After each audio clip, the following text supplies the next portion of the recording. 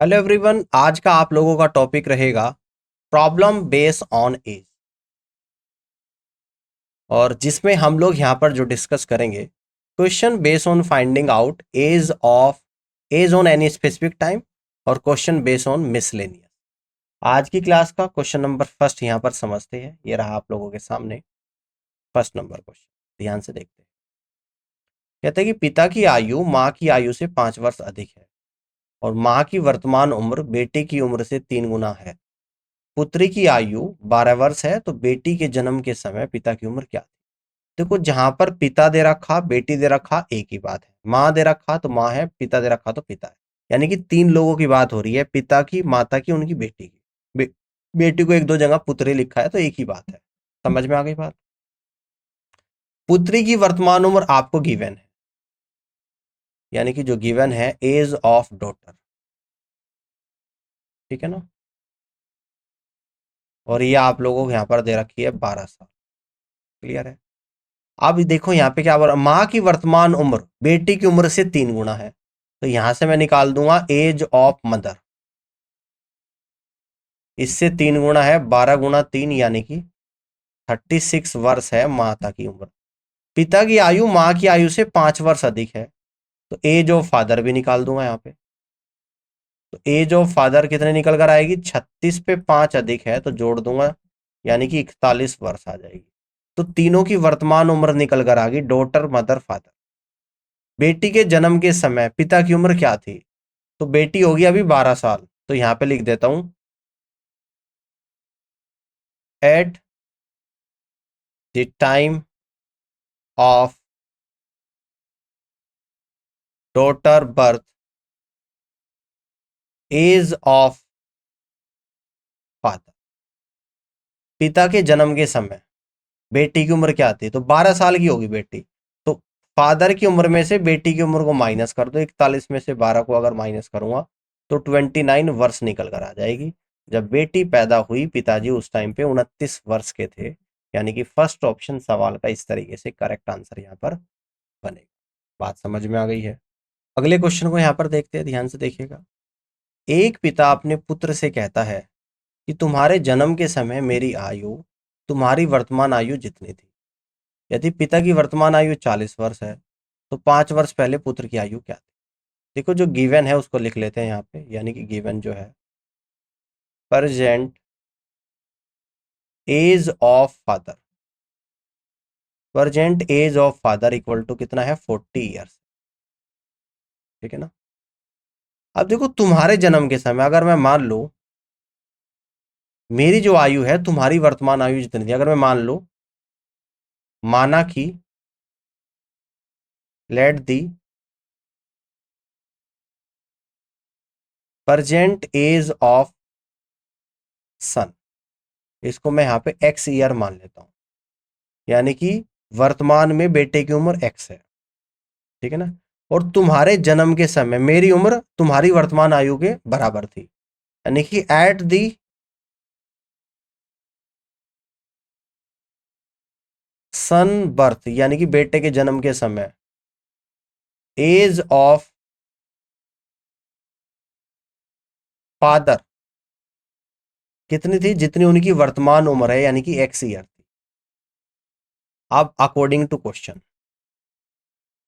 अगर फिलहाल जो बेटा है वो 1 साल का और पिताजी 40 का है, तो बेटे के जन्म के समय कितना होगी पिताजी की उम्र? यानी कि 40 में से जो बेटे की फिलहाल उम्र है उसको घटा दो, 40 माइनस एक्स। ये वह उम्र निकल कर आई जब बच्चे का जन्म हुआ था, और जब बच्चे का जन्म हुआ था वो उम्र क्या है? आपकी एक्स है। यानी कि 40 इक्वल टू 2x आ गई, और यहां से आप लोग कह दोगे कि x इक्वल टू 20 वर्ष निकल कर आ गई। ठीक है ना। और x क्या है? बेटे की वर्तमान उम्र है, और वो उम्र भी एक एक्स ही है जब बेटे का जन्म हुआ उस टाइम पिताजी की उम्र 20 साल थी। तो कह रहे कि 5 वर्ष पहले पुत्र की उम्र क्या थी, तो हम लोग निकाल देंगे 5 years ago एज ऑफ सन। अभी 20 का है तो 5 साल पहले 20 माइनस 5 यानी कि 15 साल का रहा हो। तो 5 साल पहले जो बेटे की उम्र रही होगी वो कितनी रही होगी? 15 साल रही होगी। इस तरीके से आप यहाँ से कह देंगे फर्स्ट ऑप्शन सवाल का राइट आंसर। क्लियर है? अब आगे बढ़ते हैं और अगले क्वेश्चन को यहाँ पे समझते हैं, ध्यान से देखिएगा। शादी के समय एक व्यक्ति की उम्र उसकी पत्नी की उम्र से 6 वर्ष अधिक थी, लेकिन शादी के 12 साल के बाद उसकी उम्र उसकी पत्नी की उम्र से 1.2 गुना हो गई। तो शादी के वक्त उनकी उम्र क्या थी, ये आप लोगों को यहाँ पे बता। ठीक है ना? हम लोग यहाँ पे मान लेते हैं at the marriage time let the age of man, हम लोग मान लेते हैं कि एक्स ईयर है, और let the age of wife, है ना? एज ऑफ हस्बैंड ले लेता हूँ यहाँ पे, हस्बैंड की उम्र मान लेंगे शादी के टाइम पे x साल का था, वाइफ कितने की थी, उससे 6 साल छोटी थी, यानी कि x-6 ईयर की होगी। ठीक है ना?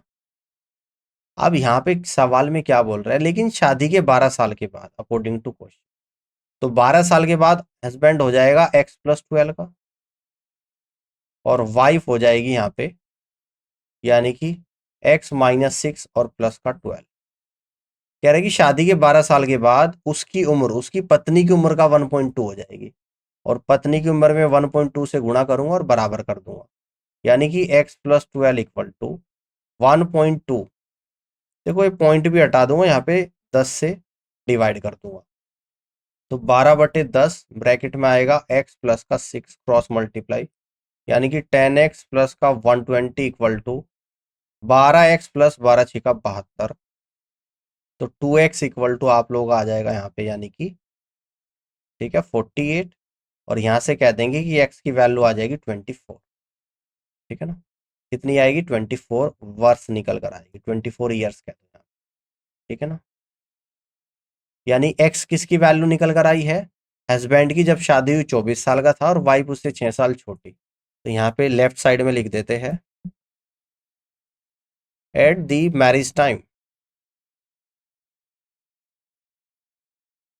एज ऑफ हस्बैंड कितनी थी? x थी, और x की वैल्यू निकल कर आई है 24 ईयर्स, और एज ऑफ वाइफ उससे 6 साल छोटी थी, x-6 इक्वल टू 24-6 यानी कि 18 ईयर्स। तो 24 और 18 निकल कर आएगा। इस तरीके से आप यहां से कह दोगे कि बी ऑप्शन सवाल का राइट आंसर बनेगा। क्लियर है? इस तरीके से यहाँ पे कर सकते हैं। अब आगे बढ़ते हैं और अगले क्वेश्चन को यहाँ पे समझते हैं। जेड की वर्तमान आयु ए की आयु की आधी है, और 5 वर्षों के बाद ए और जेड का अनुपात 11:6 होगा। तो 3 वर्ष बाद जेड की आयु क्या? तो हम लोग यहाँ पर मान लेते हैं कि माना कि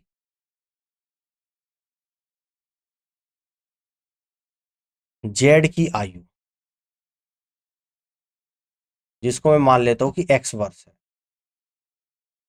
और माना कि ए की आयु, ए की जो जेड की जो आयु है ए की आधी है, तो ए की आयु हो जाएगी 2x वर्ष। ठीक है ना?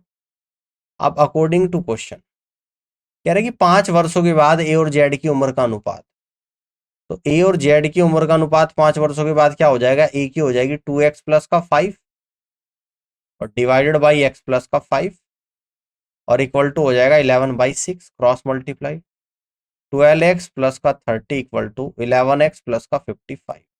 x वाले टर्म एक तरफ, तो x इक्वल टू 25 निकल कर यहाँ पर आएगा। ठीक है ना? 25 वर्ष। पूछता है कि 3 वर्ष के बाद जेड की उम्र, इसलिए कह दूंगा 3 वर्ष बाद, ठीक है ना, जेड की आयु कितनी हो जाएगी? x+3 हो जाएगी। x निकल कर आ गया 25 प्लस का 3, यानी कि 28 वर्ष निकल कर यहाँ पर आ गया। ठीक है ना? 28 वर्ष। तो इस तरीके से आप यहाँ से कह दोगे कि सी ऑप्शन सवाल का राइट आंसर यहाँ पर बनेगा। All clear? अब आगे की तरफ बढ़ते हैं और अगले क्वेश्चन को यहाँ पे समझते हैं। रतिन अब 16 साल का है, जबकि उसका चचेरा भाई 7 साल का है। कितने वर्ष के बाद रतिन की उम्र उसके चचेरे भाई की उम्र से 1.5 हो जाएगी। ठीक है ना। तो जो गिवन है यहाँ पे आप लोगों को इस तरीके से है, एज ऑफ रतिन, एज ऑफ रतिन आपकी यहाँ पर गिवन है कितनी, 16 ईयर्स, और जी एज ऑफ उसके कजन की वो गिवन है 7 ईयर्स। ठीक है। कह रहे हैं कितने सालों के बाद, हम मान लेते हैं एक्स सालों के बाद, रतिन की उम्र 16 प्लस एक्स, कजन की उम्र हो जाएगी 7 प्लस एक्स। कहता है कि रतिन की उम्र चचेरे भाई की उम्र का 1.5 हो जाएगी, तो इसमें 1.5 से गुणा करूंगा एक दूसरे के बराबर। तो 16 plus X equal to, point हटाऊंगा नीचे, 10 से गुणा, 5 से 2 बार, 5 से 3 बार, क्रॉस मल्टीप्लाई 2 की कर दूंगा 16 प्लस एक्स में, यानी कि 2 इंटू 16 प्लस का एक्स और इक्वल टू 3 इंटू 7 प्लस का एक्स। तो 16 दूनी 32 प्लस का 2x इक्वल टू 21 प्लस का 3x, यानी x इक्वल टू आप लोगों का 11 वर्ष यहां पर निकल कर आ जाएगा। कितना आएगा, 11 वर्ष। तो देखो यहां पर आप लोगों से क्या पूछ रहा है, ठीक है ना, कितने वर्ष के बाद, 11 साल के बाद, तो x की वैल्यू पूछ रहा है, तो आंसर आप लोगों का बनेगा ऑप्शन नंबर बी, यानी 11 years. That means B is the correct answer of this question. इस तरीके से सवाल को आप यहाँ पे कर सकते हैं। अब आगे बढ़ते हैं और अगले क्वेश्चन को यहाँ पे समझते हैं। ये रहा आप लोगों के सामने। प्रिया के जन्म के समय उनके पिता की उम्र 38 साल थी। उनके 4 साल छोटे भाई के जन्म के समय उनकी मां की उम्र 36 साल थी। ठीक है। उसकी मां उसके पिता से कितनी छोटी है, आप लोगों को बताना। ठीक है ना। प्रिया के जन्म के समय पिता की उम्र 38, उनके 4 साल छोटे भाई के जन्म के समय उनकी मां 36, उसकी मां उसके पिता से कितनी छोटी है, आप लोगों को यहाँ पे बताना। तो देखो ध्यान से देखिएगा, प्रिया के जन्म के समय पिता 38 का था, उनके 4 साल छोटे भाई, यानी कि प्रिया से 4 साल छोटा है जन्म के समय, मां की उम्र 36 है। तो प्रिया के जन्म के समय निकाल दूंगा, मां की उम्र कितनी आ जाएगी, आप कहोगे 36 में 4 जोड़ दोगे। ठीक है ना। यानी कि यहां पे मैं कह दूंगा प्रिया के जन्म के समय पिता की उम्र तो आपको दे रखी है 38 वर्ष। ठीक है ना। उनके 4 साल छोटे भाई के जन्म के समय उनसे 4 साल छोटा है। ठीक है ना। तो उस टाइम पे यानी कि 4 साल बाद हुआ है जो भाई, ना,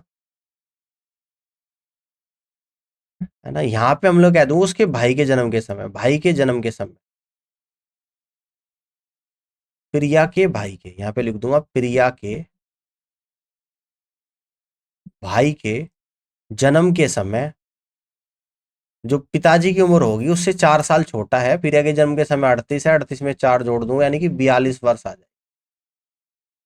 माता की उम्र कितनी आ जाएगी, माता की उम्र आप यहां से कहोगे माता की तो 36 वर्ष दे ही रखी है, और प्रिया की उम्र कितनी आ जाएगी, यानी कि तो प्रिया से 4 साल छोटा है, यानी कि प्रिया उस टाइम होगी 4 वर्ष। प्रिया के भाई के जन्म के समय पिता की उम्र 42 साल, माता की उम्र 36 साल, प्रिया की उम्र 4 साल। उसकी माँ उसके पिता से कितनी छोटी है ना। तो कितनी छोटी है पिता से, यानी कि 6 साल छोटी है। सीधा अंतर निकालोगे, पिता 42 का है, माता 36 की है, 6 साल का अंतर है। ऑप्शन डी आंसर का आंसर, क्वेश्चन का आंसर बने। ठीक है। आगे बढ़ते हैं और अगले क्वेश्चन को यहाँ पे समझते हैं। ध्यान से आप लोगों को समझना है कि 2 वर्ष के अंतराल पर जन्मे 3 बच्चों की औसत आयु 8 वर्ष है। सबसे बड़े बच्चे की उम्र, ठीक है ना, 2 वर्ष के अंतराल पर 3 बच्चों की औसत उम्र, यानी कि एक मान लो एक्स ईयर का है, एक आपका x+2 का है, और तीसरा आपका x+4 का है। ये एज्यूम कर दिया हमने तीनों बच्चों की उम्र। तो इनकी उम्र का सम कितना आएगा, x+2 प्लस x+4। औसत उम्र 8 है तो सम होगा 8 × 3, यानी कि 3x प्लस का 6 इक्वल टू 24। तो 3x इक्वल टू 18 आएगा और x इक्वल टू 6 वर्ष निकल कर यहाँ पर आ। ठीक है। तो सबसे बड़े बच्चे की उम्र इसलिए कह दूंगा सबसे बड़े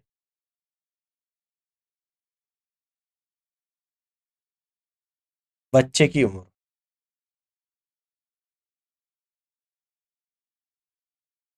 निकल कर आएगी x+4, यानी कि 6+4 = 10।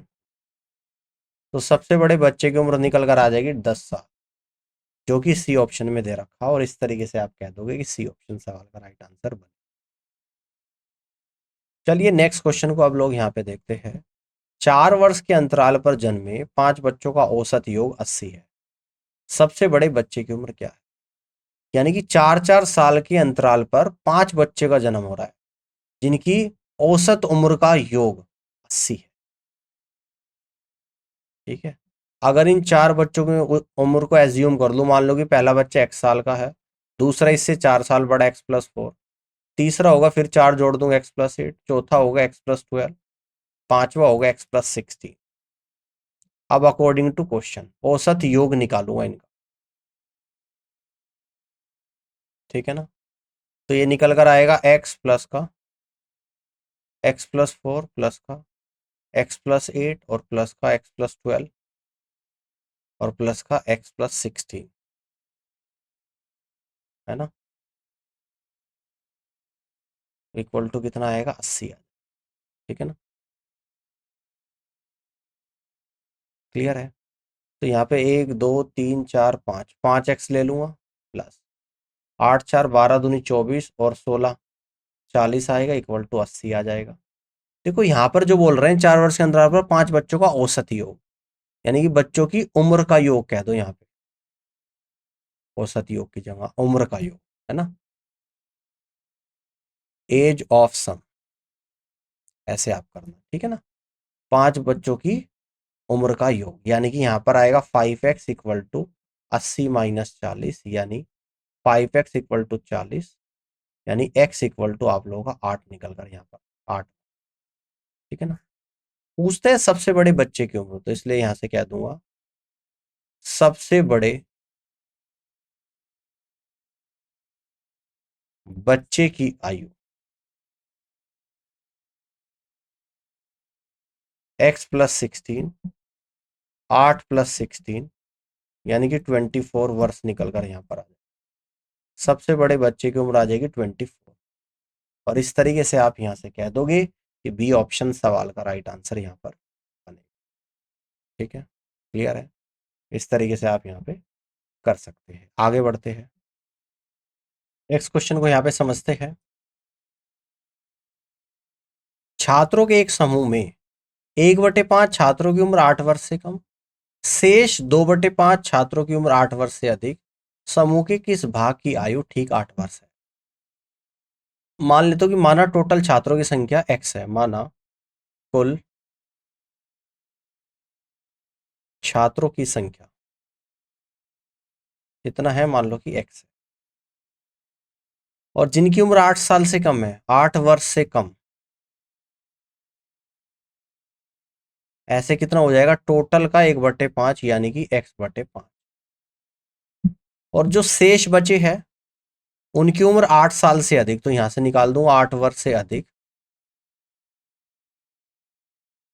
तो शेष छात्र बचेंगे, टोटल x है, x में से x/5 गए, जो बचे उसका 2/5। तो यहां पर आएगा 5x में से x गया, यानी कि 4x/5 इंटू 2/5, यानी कि 8x/25, जिनकी 8 साल से अधिक है। तो जिनकी 8 वर्ष है वो कौन कौन से छात्र हो जाएंगे, 8 वर्ष यानी कि टोटल x है, टोटल में से जिनकी 8 से कम है x/5, जिनकी 8 से अधिक है 8x/25, माइनस कर देंगे, x माइनस 25 एलसीएम आएगा, 5 से 25 5 बार, तो 5x प्लस का 8x। ठीक है ना, x माइनस का 13x/25, यानी कि आएगा, ये कितना आ जाएगा आप लोगों का, यानी कि 12x/25। तो समूह के किस भाग की उम्र ठीक 8 वर्ष है, तो वो भाग आपका निकल कर आएगा 12/5। तो यहाँ से आंसर कह दोगे आप लोग, बी ऑप्शन सवाल का करेक्ट आंसर बनेगा। इस तरीके से आप यहाँ पे कर सकते हो 12/5। तो उम्मीद करता हूँ कि आज का ये सेशन आप लोगों को यहाँ पे पसंद आया होगा। फिलहाल के लिए इतना ही। कुछ क्वेश्चन बेस्ड ऑन मिसलेनियस के अभी बाकी है, जिसको मैं अगले क्लास में डिस्कस करूंगा। आज के लिए इतना ही, और इस पूरी क्लास को देखने के लिए आप सभी का बहुत बहुत धन्यवाद। Thank you so much.